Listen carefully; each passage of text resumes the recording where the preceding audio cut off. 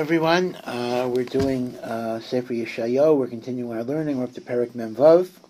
Again, these prakim are really continuous. As I said a number of times, the chapter division of Nach is of non-Jewish origin. And the end of Perek Mem Hey was kind of making fun of idolatry and the fact that the Ovdei Avodah Zarah will recognize that their idols are worthless. And the Navi Yeshayahu calls upon them to do tshuva, turn to Hashem, and they too will be blessed. And now we have what is kind of a sarcastic, almost offensive way of referring to idols. And Chazal say that although normally one does not talk in a leitzonus way, but leitzonus against Avodah Zarah is something that is permitted and even encouraged. And here's what the pasuk says. Kora, Baal, Kores, Nevo. So Baal and Nevo are the names of two of the idols, two of the small g gods that were worshipped by Babylonia. And again, let me just remind you, Yeshayahu is talking about a time, or Yeshayahu is living in a time where there is no Babylonian Empire yet. Assyria was just defeated. It was just, their army died at the gates of Yerushalayim. In a few years, Bavel will conquer Ashur. But there's not even a Malchus Bavel yet. But he's talking about the downfall of Bavel by Persia, which is 150 years in the future. And he says, when that happens, the god Baal is going to bow down, meaning bent over. Kaireis Nevai, a Nevai is going to be prostrated. Hayu atzabeim, all of these statues will be like chayas and behemoths. Nesuosechem amusais, your load is weighing you down, masa liyayefa, exhausting you. So here, I have to be a little indelicate, Rashi says, based on the Gemara, that what is being described here is something that's not a physical reality. It's imagining these idols as if they're literally full of excrement. And the excrement is weighing them down and causing them to bend over in stomach pains. That's the Leitzonis. And when it says the idols have become like chayas and behemoths, it means full of excrement, full of dung. Nesuosechem, your burdens, amusos, are weighing you down. Masal liyayefa, a burden that causes exhaustion. Karsu karu yachdav, these idols are being bent over in stomach aches. Lo yachlu maleit masa, they cannot relieve themselves. They have constipation.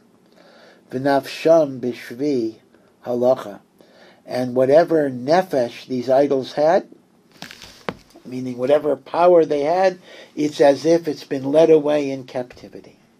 So this was a leitzonus against Avodah Zarah. Now, so that's kind of his message to the Umos. Now, the message back to the Jewish people. Shimu Elai Beis Yaakov Chol Sheres Beis Yisrael. Listen to me, Yaakov and Yisrael. Again, these are the Beinonim and the Tzadikim. Ha-musim minei baten. You have been carried by me. I have taken care of you from the time you were born. Ha-nesuim minei racham. From the time you were in your mother's womb. I cared about each and every one of you. I cared about you at the very beginning of your life, the national existence of Am Yisrael.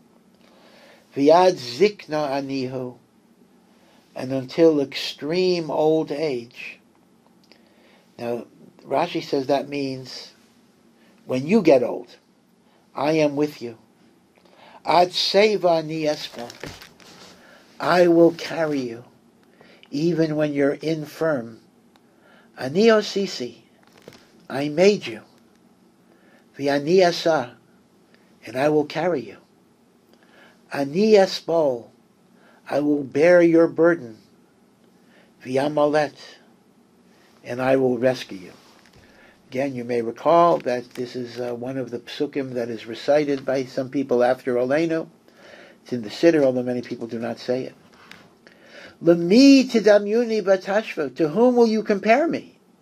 V'samshiluni v'nitme, that you'll make me a comparison to someone else.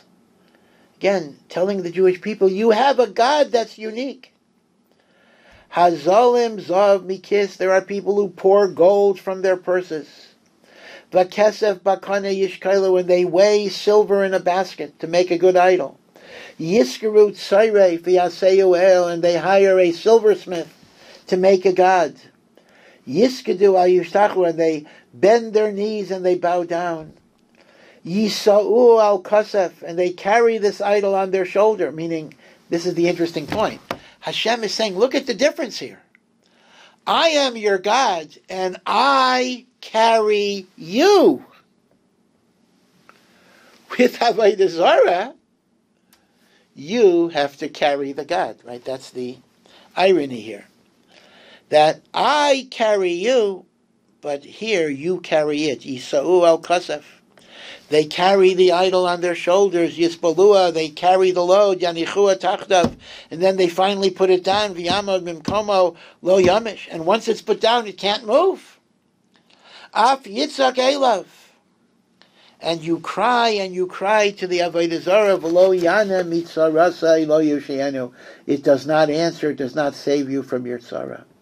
Zichru Zais, remember this, be cognizant of this, v'hisayshashu, and strengthen yourself to serve Hashem.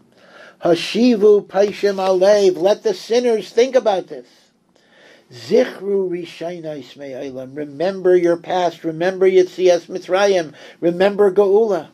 Ki anaychi el v'yainod elokim b'efes kamayni, I am the only God. Magid me reishis acharis, and I can tell from the very beginning what will be at the end of time. So I'm promising you there'll be a redemption. I know. Umikedem asher lo nasu, I can tell from way before that which hasn't happened yet. Omer atzasi tokum, my counsel, my plan will always be carried out. Kol cheptzi eseh, all that I desire will be done. And therefore, going back to Koresh, Kore mi mizrach ayet mi eretz merchak ishat sasi. I have called from the east, because again, Persia is east of Babylonia. Persia is modern-day Iran, Babylonia is Iraq. I have called from the east, the hawk. Kind of the hawk swoops down. Af dibarti af avienu, I'll bring him to Babel. Yotzarti afasena, and he who I have created, I will make him do what I want. So again, he's reassuring them that Koresh will be Menatseach. Shimu ila elai abirei lev harachaikim mitzdaka. Listen to me, abirei lev, you stubborn of heart, who are far from tzedakah. Now, the pashtus of this pasuk, it's very interesting. There are two ways of learning. The Metzudas David learns that this is a message to Bavel. Bavel are stubborn because they don't see the hand of Hashem. And they are far from tzedakah v'chesed. And Hashem is telling the Babylonians, your time has come. Koresh will destroy you. Right, so that's the connection of Yud Beis and Yud Gimel. Interestingly enough, Rashi looks at it in another way. This is not a message to Bavel. It's a message to Am Yisrael. And Abirei Lev is not a negative. It doesn't mean stubborn people who don't see the hand of God. But Rashi actually looks at it in the opposite way. You Yidden that were so strong that you served me, even though you were far from receiving compassion and rachmanas. You Yidden who stood firm with me.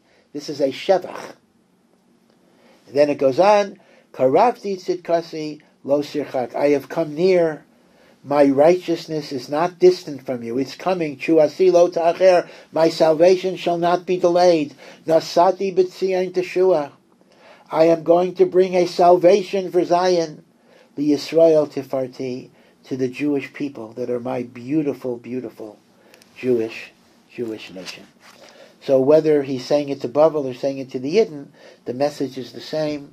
the Geula is coming. In this context, it is referring to Koresh, who will allow the Jews to return to Eretz Yisrael and rebuild the Beis HaMikdash.